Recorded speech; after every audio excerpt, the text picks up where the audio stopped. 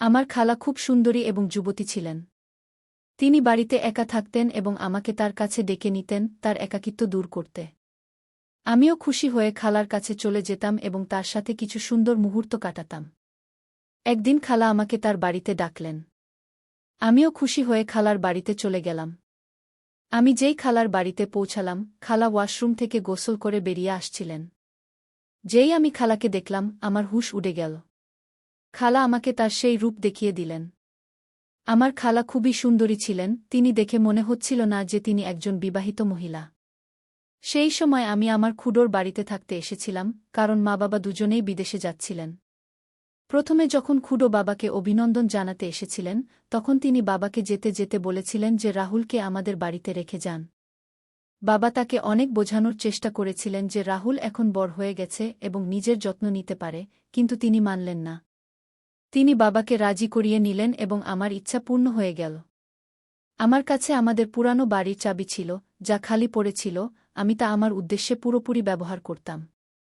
খালা মনিকার বিয়ে হয়েছিল আমার খুড়োর সাথে ১০ বছর আগে।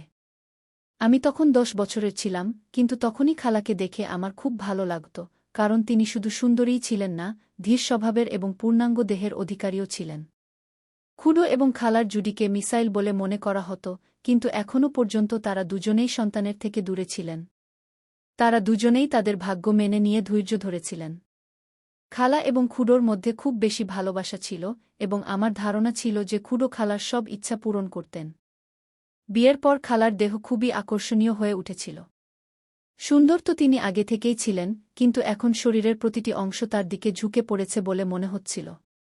সেই সময় যখন খালা বাড়ি পরিষ্কার করছিলেন এবং আমি টিভি দেখছিলাম, তখন খালা আমাকে জিজ্ঞাসা করলেন, রাহুল বেটা, আজ কলেজে যাওনি কেন? তখন আমি মনে মনে খালাকে বেটা বলায় খারাপ লাগলেও বললাম, না খালা, সেমিস্টার শেষ হয়ে গেছে, তাই ১.৫ মাসের ছুটি আছে গিয়ে। খালা মাথা নাড়লেন এবং নিচু হয়ে আমার দিকে কাপড় মারতে লাগলেন। কিন্তু খালার সেই সব দেখে আমি বুঝতে পারছিলাম না যে কি করব আর কি করব না। আমি খালার বাড়িতে এসে ২ দিন কাটিয়ে দিয়েছিলাম। রাতের খাবারের টেবিলে খুড়ো খালাকে বললেন যে তাকে ২-০ দিনের জন্য লাহোর যেতে হবে। যদি তাকে বেশি দিনের জন্য বাইরে যেতে হতো, তবে তিনি খালাকেও সাথে নিয়ে যেতেন, কিন্তু এইবার আমি খালার বাড়িতে ছিলাম, তাই তিনি একা যাওয়াই সঙ্গত মনে করলেন। আমি খালার রুটিন এবং তার অভ্যাসগুলো ভালোভাবে পর্যবেক্ষণ করেছিলাম।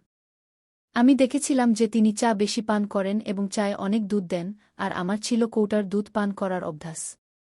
পরের দিন আমরা বন্ধুরা একসাথে মিলে একে অপরের সাথে মজা করছিলাম, এবং আমি যে সব বকবক করছিলাম তা খুবই ভুল ছিল। আমার কথা শুনে খালা খুবই আশ্চর্য হয়ে গেলেন।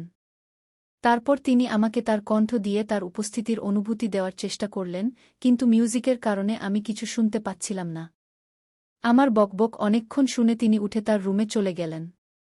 কিছুক্ষণ পর আমি খালার কাছে গিয়ে বললাম, আমি চা পান করতে চাই। খালা মুচকি হাসলেন এবং বললেন, কেন না, আমার বাচ্চা, ২ মিনিটে ফ্রেশ হয়ে আসছি, তারপর বানিয়ে দিচ্ছি। তিনি উঠে বাথরুমের দিকে চলে গেলেন। আমি গ্যালারিতে এসে বসলাম এবং সামনের লন ও ফুলগুলো দেখতে লাগলাম। একটি ফুল আমার পছন্দ হয়ে গেল, আমি কাছে গিয়ে তা দেখলাম এবং তারপর তা ছিঁড়ে ফেললাম।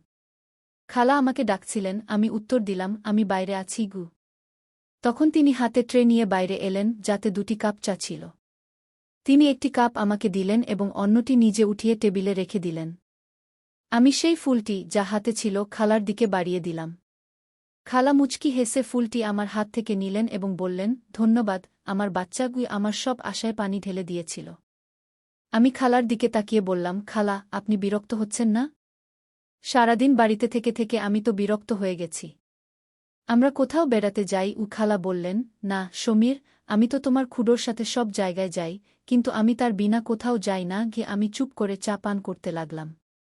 রাতের খাবারের পর আমি একটি মুভি লাগালাম এবং বসে দেখতে লাগলাম। খালাও আমার পাশে এসে বসলেন এবং মুভি দেখতে লাগলেন। খালা যখন দেখলেন যে এটা সেই একই বকবক যা আমি দুপুরে খেলার সময় করছিলাম, তখন তিনি বললেন, আচ্ছা, তাহলে এই সব বকবক কথা তুমি এখান থেকে শিখেছ?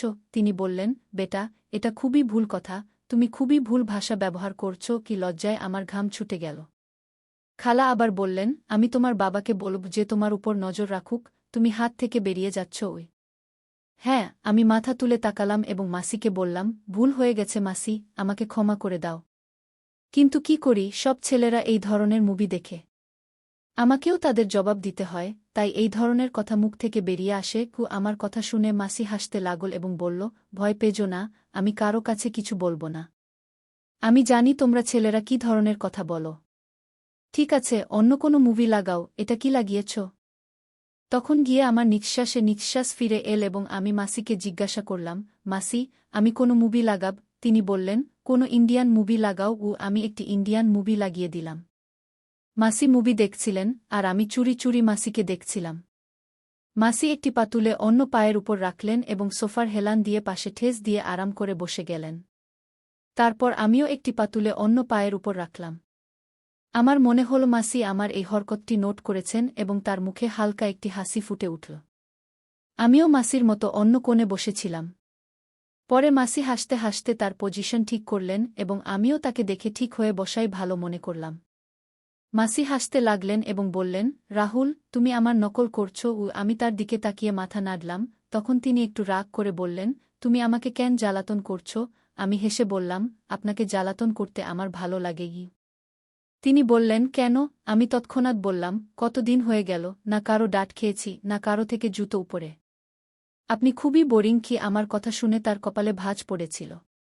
তিনি বললেন, রাহুল, আমি কি সত্যিই বোরিং? তখন আমি বললাম, জানি না, একা থাকলে আমার কি হবে। কি? মাসি হেসে বললেন, তোমাকে মার খেতে হবে, তাহলে আমি দিচ্ছি। তিনি আমাকে কোনো মাসুমসা শরারতি বাচ্চা ভাবছিলেন এবং এই কথা আমার ফায়দার ছিল। সম্ভবত এই ধরনের ফিজুল কথা করতে করতে মাসি আমার বেশ কাছে চলে এসেছিলেন। যখন রাত 1টায় তার মোবাইলে চাচুর ফোন এল, তিনি উঠে নিজের ঘরে চলে গেলেন। আমিও কিছুক্ষণ মুভি দেখে টিভি বন্ধ করে আমার ঘরের দিকে যেতে লাগলাম। তখনই আমি মাসির ঘর থেকে মাসির আওয়াজ শুনতে পেলাম, ইয়ার, খুব মিস করছি আপনাকে। জানেন না কিভাবে কাটবে এই দিন। কি জানি না অন্য প্রান্ত থেকে কি বলা হচ্ছিল, কিন্তু মাসি যা বলেছিলেন তা আমার জন্য কোনো সারপ্রাইজ থেকে কম ছিল না। সকালে আমি তাড়াতাড়ি উঠে ফ্রেশ হয়ে কিচেনের দিকে গেলাম। কিচেনে কেউ ছিল না। আমি মাসির ঘরের দিকে গিয়ে দেখলাম দরজা বন্ধ, অর্থাৎ মাসি ঘুমাচ্ছিলেন। আমি কিচেনে গিয়ে নিজের জন্য চা বানালাম এবং কিছু স্লাইস গরম করে টেবিলে বসে নাস্তা করতে লাগলাম। আমি নাস্তা করছিলাম, তখনই মাসির ঘরের দরজা খুল। তিনি বেরিয়ে এসে আমাকে দেখে একটু লজ্জা পেয়ে বললেন, রাতে ঘুম আসেনি, অনেক রাত জেগেছিলাম, তাই সকালে তাড়াতাড়ি উঠতে পারিনি। আমি হেসে বললাম, কোনো ব্যাপার না, আপনি নাস্তা করতে চান? চলুন, আজ আমি আপনার নাস্তা বানিয়ে দিই। তিনি বললেন, তুমি আর নাস্তা? কি কথা? আমি বললাম, আপনি ফ্রেশ হয়ে আসুন, আমি নাস্তা বানিয়ে দিই, তারপর কথা বলব। তিনি মাথা নাড়লেন এবং হেসে আবার নিজের ঘরে চলে গেলেন। তখন আমি বললাম, মাসি, আপনি নাস্তায় কি পছন্দ করেন? মাসি বললেন, তুমি যাই বানাও, আমি খুশি।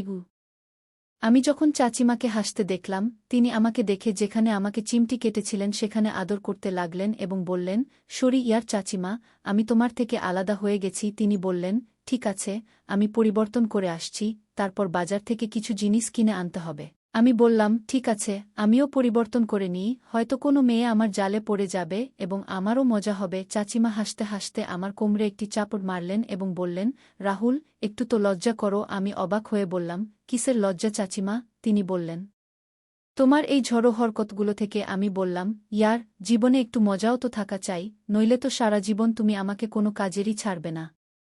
চাচিমা প্রথমে আমার কথা বুঝতে পারেননি, কিন্তু যখন বুঝলেন, তখন তিনি তার পায়ের জুতা খুলে ফেললেন এবং বলতে লাগলেন, একটু তো লজ্জা করো রাহুল। আমি হেসে আমার রুমে চলে গেলাম। কিছুক্ষণ পরে আমি রুম থেকে বের হয়ে সোফায় বসে টিভি দেখতে লাগলাম। কিছুক্ষণ পরে চাচিমাও বের হয়ে এলেন। যখন তিনি বের হলেন, তখন আমার শ্বাস উপরের উপরে এবং নিচের নিচে চলে গেল। সাদা রঙের শার্ট এবং নিচে জিন্স পরা চাচিমাকে দেখে আমি বললাম, ম্যাডামজির কি ইচ্ছা? চাচিমা প্রথমে নিজেকে দেখলেন, তারপর আমাকে অবাক হয়ে বললেন, কেন, কি হয়েছে? আমি হৃদয়ের উপর হাত রেখে বললাম, ম্যাডাম, আপনার দিওয়ান শহরে হাজার হাজার থাকতে পারে, কিন্তু এত সকালে দোকান কে খুলবে? চাচিমা তার ভুল বুঝতে পারলেন এবং বললেন, ঠিক বলছ। আমি বললাম, ম্যাডাম, যখন আপনি বের হবেন, তখন লোকেরা আপনাকেই দেখবে। চাচিমা হাসতে হাসতে বললেন, রাহুল, একটু তো লজ্জা করো, আমি তোমার চাচিমা। আমি মাথা নিচু করে বললাম, ঠিক আছে চাচিমা। তখন তিনি হাসতে লাগলেন এবং আমার পাশে বসে বললেন, বাজে কথা বলবে না। আমি তার দিকে তাকিয়ে বললাম, কোনো দুর্ভাগ্য আপনাকে ফিরিয়ে দিতে চাইবে? চাচিমা হাসতে হাসতে বললেন, মাফ করো ইয়ার। কিছুক্ষণ নীরবতার পরে চাচিমা আমার কাছে এলেন এবং বললেন, সত্যি বলো, তোমার কোনো গার্লফ্রেন্ড নেই? আমি তার দিকে তাকিয়ে বললাম, কেউ আপনাদের মতো পায়নি, নইলে তাকে গার্লফ্রেন্ড কি পার্টনারই বানিয়ে নিতাম যদি বাবাকে বুঝাতে হতো। চাচিমা হাসতে হাসতে বললেন, আমি কি তোমার কাছে ভালো লাগি? আমি আবার কোনো প্রেমিকের মতো মাথা নিচু করে হালকা করে বললাম, খুব বেশি চাচিমা। চাচিমা বললেন, তুমি বাজে কথা বলবে না। চাচিমা বললেন, রাহুল, দুধ নিয়ে আসো, শেষ হয়ে গেছে। আমি মাথা নেড়ে বাজারের দিকে চলে গেলাম। ফিরে এসে দুধের পাত্র ফ্রিজে রেখে চাচিমকে জানাতে তার রুমে গেলাম, কিন্তু সামনের দৃশ্য আমাকে পাগল করে দিতে যথেষ্ট ছিল। চাচিমা সম্ভবত গোসল করে বের হয়েছিলেন, এবং এই সময় আমার উপর কাহিনী বর্ষণ হচ্ছিল, এবং আমার অবস্থা এমন হয়ে গিয়েছিল যে পায়ে আর গান ছিল না। আমি ফিরে যাচ্ছিলাম, তখন চাচিমা ডেকে জিজ্ঞাসা করলেন, দুধ এনেছ? আমার গলা থেকে যেন আওয়াজই বের হচ্ছিল না। আমি মাথা নেড়ে জানালাম, তখন চাচিমা ধীরে ধীরে পা ফেলে আমার দিকে এলেন এবং আমার মুখের নিচে হাত রেখে বললেন, কি হয়েছে রাহুল? আমি মুখ উপরে তুলে তার চোখের দিকে তাকিয়ে বললাম, কিছু না চাচিমা। চাচিমা আমার চোখের দিকে তাকিয়ে বললেন, রাহুল, সত্যি সত্যি বলো, আমার এভাবে তোমার সামনে আসা কি ভালো? আমি মাথা নেড়ে আবার মাথা নিচু করে বললাম, যদি আপনি মনে করেন যে আমি আপনার দিকে আকৃষ্ট হচ্ছি, তাহলে আপনি ভুল করছেন চাচিমা। চাচিমা, আপনার শরীর আপনার ভালোবাসার প্রকাশের মাধ্যম, কিন্তু এটাই সব কিছু ঠিক নয়। চাচিমা একটি দীর্ঘশ্বাস ফেললেন এবং আমাকে এমনভাবে দেখলেন যেন আমি পাগল। আমি আবার মাথা তুলে বললাম, কিন্তু আমি এটাও চাই না যে আপনি কিছুক্ষণের জন্য আমাকে গ্রহণ করুন এবং তারপর সারা জীবনের জন্য আমাকে আপনার দর্শন থেকে বঞ্চিত করুন। চাচিমার জন্য এটি একটি খুবই নাজুক সিদ্ধান্ত ছিল। তিনি একপাশে বিছানায় বসলেন এবং বললেন, আমার কাছে এসো এবং এখানে বসো। আমি আরামে হেঁটে তার পাশে বসলাম। তিনি আমার হাত ধরে তার অন্য হাতের উপর রাখলেন এবং বললেন, সমীর, যা পাও তার উপর শুকরিয়া করা উচিত। চাচিমার মনে কি চলছিল এবং সেই সময় সেখান থেকে যুদ্ধের ময়দান ছেড়ে পালিয়ে যাওয়ার মতো অবস্থা ছিল। আমি শান্তিতে রুমে ফিরে এলাম, তখনই মনে হল চাচিমা ভিতরে কাঁদছেন। তার হিক্কার আওয়াজ বাইরে পর্যন্ত আসছিল। আমি দরজার কাছে গিয়ে বললাম, আপনি ঠিক আছেন? ভিতর থেকে কোনো উত্তর এল না, শুধু হিক্কার আওয়াজ বন্ধ হয়ে গেল। আমি আবার জিজ্ঞাসা করলাম, চাচিমা, কি হয়েছে? আপনি কাঁদছেন কেন? ভিতর থেকে আওয়াজ এল, রাহুল, আমি কিছুক্ষণের জন্য একা থাকতে চাই, প্লিজ তোমার রুমে চলে যাও। আমি বললাম, ঠিক আছে, আপনি ঠিক তো আছেন? চাচিমা বললেন, আমি ঠিক আছি। আমার কিছুই বুঝে আসছিল না যে পরবর্তী কি করা উচিত। আমি দ্রুত ফিরে এলাম। কিছুক্ষণ পরে চাচিমাও ফ্রেশ হয়ে বেরিয়ে এলেন এবং আমার কাছে ক্ষমা চাইতে লাগলেন। সেই দিনের পর থেকে আমি চাচিমার খুব যত্ন নেওয়া শুরু করলাম, কারণ তিনি খুব বেশি একাকিত্বের শিকার হয়ে গিয়েছিলেন এবং আমাকে ভালোবাসতে শুরু করেছিলেন। আমি ফোন করে চাচুকে ফিরিয়ে এনেছিলাম। চাচি ছিলেন যুবতী এবং সুন্দরী মহিলা, তাই তিনি তার একাকিত্ব দূর করতে খুবই ব্যাকুল হয়ে পড়েছিলেন। কিন্তু শুকরিয়া যে আমাদের দুজনের মধ্যে এমন কিছুই ঘটেনি। আমি আর চাচির বাড়িতে কয়েকদিন কাটিয়েছি, তারপর আমার বাবা-মা বাড়ি ফিরে এলেন এবং আমিও আমার বাড়িতে চলে গেলাম। আমার সবার কাছে এই কথাটাই বলতে চাই যে, কখনো বাড়িতে কারো উপর ভরসা করে আপনার বোন বা স্ত্রীকে একা রেখে যাবেন না। কারণ একাকিত্বে ভুগতে থাকা মানুষ যে কোনো সময় ভুল পথে চলে যেতে পারে। তাই এমন কাজ করার আগে হাজারবার ভাবুন, কারণ আপনার পরিবার ভেঙে যেতে পারে।